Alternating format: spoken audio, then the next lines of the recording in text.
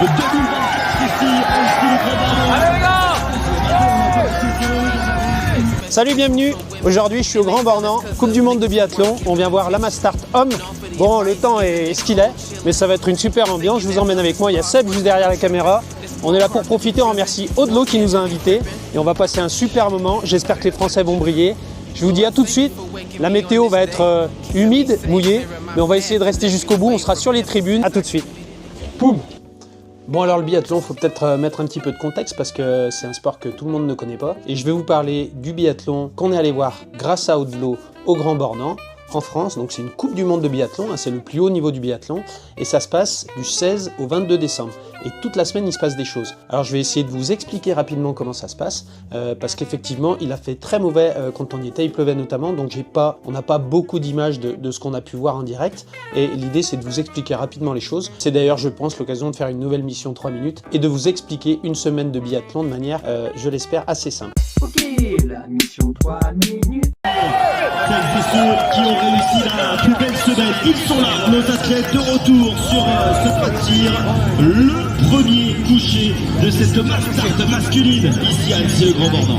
Du lundi 16 au mercredi 18 décembre, ce sont les entraînements. Donc durant ces phases d'entraînement, il y a des règles, mais les règles sont plutôt très classiques. C'est-à-dire que seules les personnes qui sont inscrites, ainsi que les entraîneurs et les techniciens sont autorisés à rentrer sur la piste. Il y a des horaires spécifiques pour qu'il y ait des rotations au niveau des équipes, et ces horaires sont à respecter. C'est d'ailleurs une phase très importante où les techniciens et les skieurs vont aller skier plusieurs types de phares, plusieurs types de skis, pour commencer à faire une sélection plutôt fine des skis qui seront les plus efficaces lors de la compétition.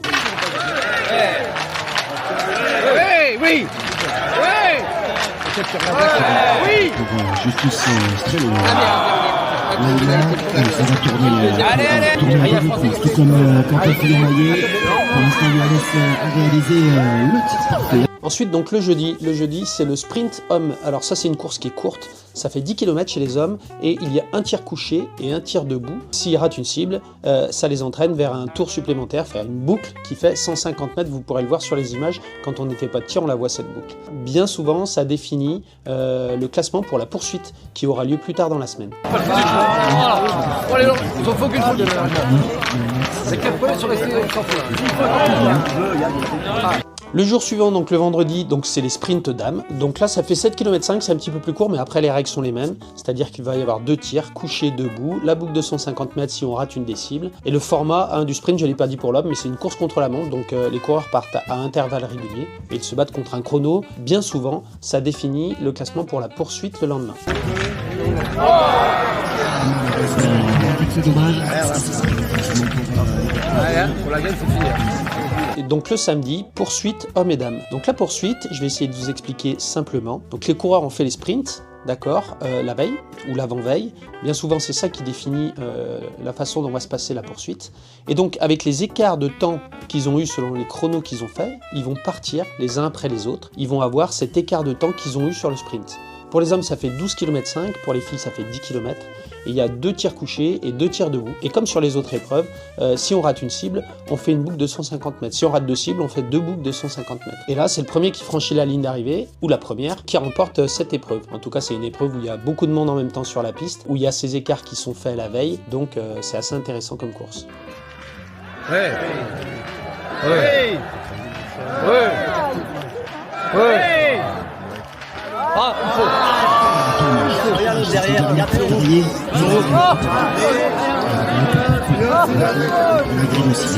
Pour la grille aussi, donc peut-être. Et le dimanche, c'est là qu'on a pu vivre ce moment grâce à Audelot notamment. Ce sont les Mastart hommes et femmes. Mastart, c'est 5 tours de piste. Avec 4 tirs, 2 debout, 2 couchés encore. Environ 15 km pour les hommes et 12 km et demi pour les femmes.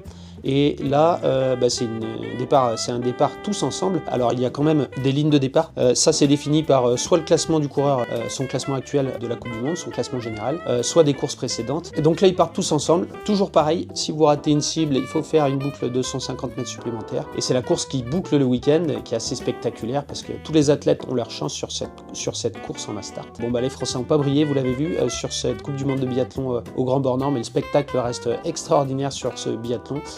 Les mecs skient, c'est un peu la folie quand on les regarde de près comme ça, qu'on les voit skier, on se dit qu'on a vraiment du taf encore pour pouvoir être aussi bon, aller aussi vite qu'eux. Mais c'est vraiment un sport qui est formidable, c'est hyper actif, hyper télévisuel aussi. C'est pour ça que je pense que pas mal de gens qui sont assez loin finalement du ski de fond s'y intéressent. C'est un sport qui à la télé est toujours vivant. Les athlètes sont en train de skier, on en voit qui vont plus vite que d'autres, et puis ça arrive au pas de tir, il y en a un qui rate un tir, il était devant, il repasse derrière. Ça n'arrête pas de changer comme ça, donc c'est hyper vivant, c'est vraiment super cool.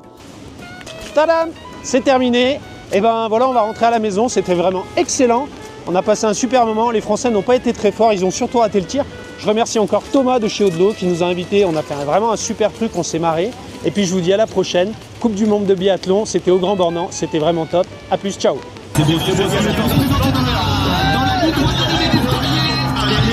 Elle est là, la victoire pour Tarlier. Qui doit être satisfait. Chapeau François Tarlier. Grand champion. Il a pris un premier podium en carrière. Magnifique à 25 ans le garçon. Super. En tout cas, si vous avez apprécié ce petit format, n'hésitez pas à nous le dire encore une fois en commentaire. N'hésitez pas à vous abonner si ça vous plaît. Ici, sur cette chaîne, on parle de tous les sports outdoor. On est aussi un magasin de sport, on vend des produits, on fait énormément de tests produits. Et on essaye de vous apporter de l'information générale qui, je l'espère, est au moins ludique, qui vous apporte quelques infos. Et en tout cas, nous, on se fait plaisir à le faire. Je vous dis à plus, ciao!